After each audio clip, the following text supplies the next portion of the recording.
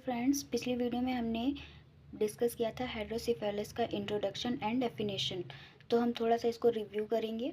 हाइड्रोसिफेलिस से जो है वो ग्रीक वर्ड से डिराइव्ड हुआ है, हाइड्रो एंड सिफेलिस। हाइड्रो का मीनिंग होता है वाटर, सिफेलिस का मीनिंग होता है हेड। हाइड्रोसिफेलिस एक कंडीशन है जिसमें CSF फ्लूइड का कलेक्शन हो जाता है इन द ब्रेन में कलेक्शन हो जाता है। और ये क्या होता है, जिसकी वजह से हेड जो होता है हमारा वो इनलार्ज हो जाता है और वो क्या करता है, प्रेशर पुट करता है ब्रेन टिश्यू में।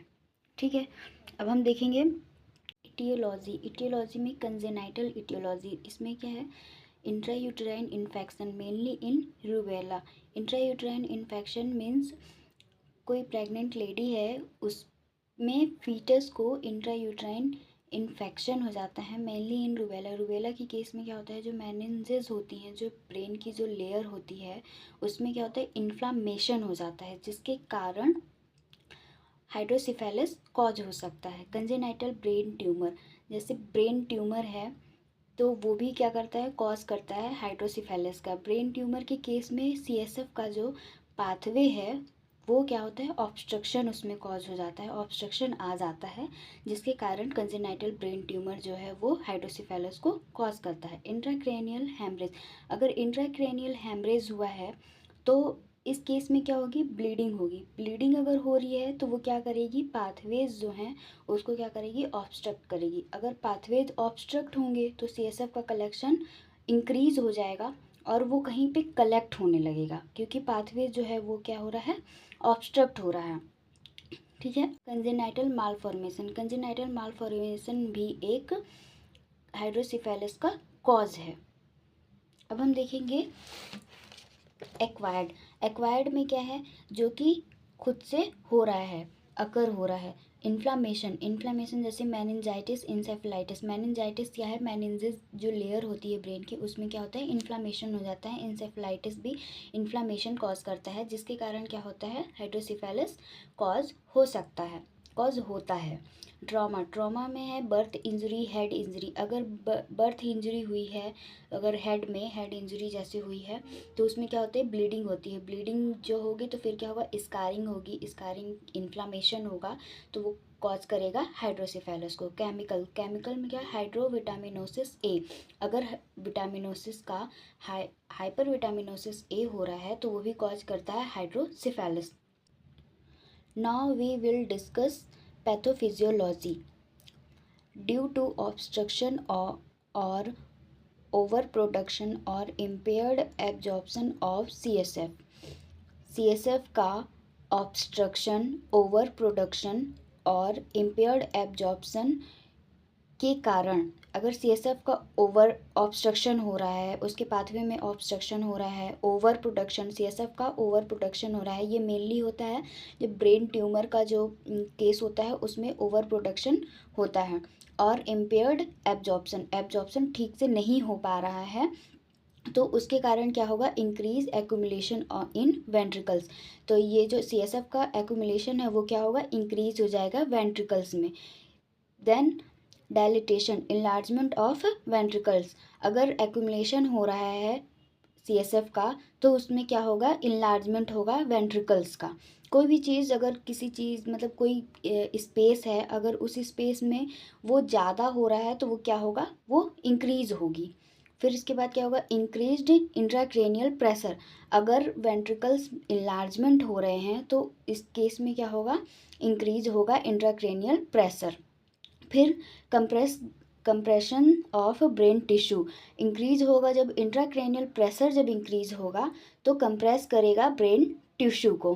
फिर इसके बाद इनलार्जमेंट ऑफ हेड, कंप्रेशन जब ब्रेन टिश्यू जब कंप्रेस होगी तो इनलार्जमेंट होगा हेड का इन्फेंट में। फिर damage to brain cells, brain cells जो होंगी वो डैमेज होंगी, न्यूरोलॉजिकल सिम्टम्स अकर होंगे। देन अब हम देखेंगे क्लिनिकल मैनिफेस्टेशन। क्लिनिकल मैनिफेस्टेशन में unusually large head, unusually large head, उसका जो हेड है वो क्या होगा, लार्ज हो जाएगा, बड़ा हो जाएगा। A rapid increase in the size of head, जल्दी जल्दी मतलब बहुत ही रैपिडली उसका हेड का जो साइज है वो बड़ा होगा इन्फेंट में। अ बल्जिंग और टेंस सॉफ्ट स्पॉट फ्रंटनल और the top of the head. जो फ्रंटेनल्स होते हैं, जो इन्फेंट होते हैं, इन्फेंट में जो फ्रंटेनल्स होते हैं बीच का, वो क्या होता है, वो बंद नहीं होते हैं, तो वो क्या होते हैं, सॉफ्ट होते हैं, तो उनमें क्या होगा, वो बल्ज आउट हो जाएंगे, वो ऊपर आ जाएंगे। फिर क्या होगा, आई फिक्स्ड डाउनवर्ड। आईज जो होती हैं, sun setting of the eyes.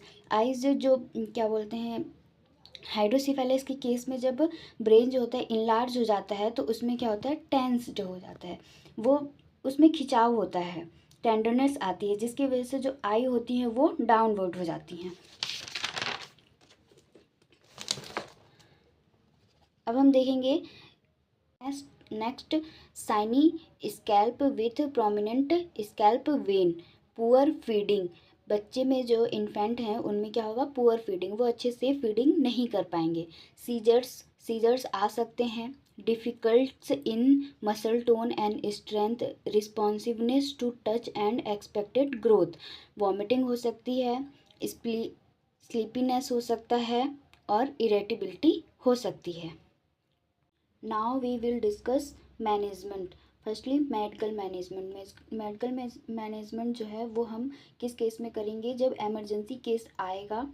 जैसे एमरजेंसी में हम क्या कर सकते हैं, उसको डायरेक्ट हम सर्जरी तो कर नहीं सकते हैं हाइड्रोसिफेलिस में, तो हमें उसको मेडिकली ट्रीटमेंट करना है।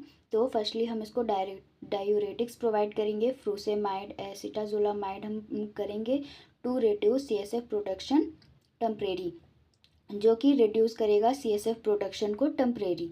एंटीकन्वल्जेंट प्रोवाइड करेंगे टू कंट्रोल सीजर को कंट्रोल करने के लिए एंटीकन्वल्जेंट देंगे। एंटीबायोटिक्स टू प्रिवेंट और ट्रीट इन्फेक्शन, के लिए हम एंटीबायोटिक्स प्रोवाइड करेंगे। Corticosteroids may be given to decrease inflammation and cerebral oedema. Then surgical management में है most common treatment surgical management है वेंट्रिकुलोपेरिटोनियल VP shunt surgery, ventricular peritoneal shunt, जो कि इसमें ये मोस्ट कॉमन ट्रीटमेंट है। ये हाइड्रोसिफेलिस में कॉमनली ट्रीटमेंट सर्जिकल मैनेजमेंट में यही होता है। VP संट क्या है, ये एक स्मॉल ट्यूब होती है, स्मॉल संट होता है, जो कि इंसर्ट करते हैं वेंट्रिकल्स में, ब्रेन के वेंट्रिकल्स में, to the peritoneal cavity, abdomen की कैविटी में हम इसको लगा देते हैं।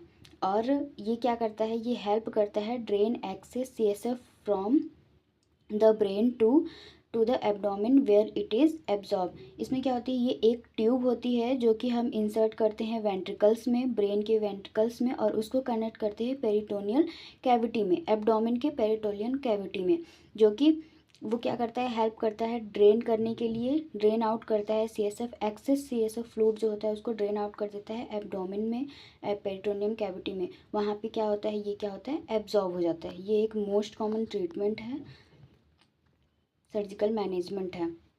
Thank you.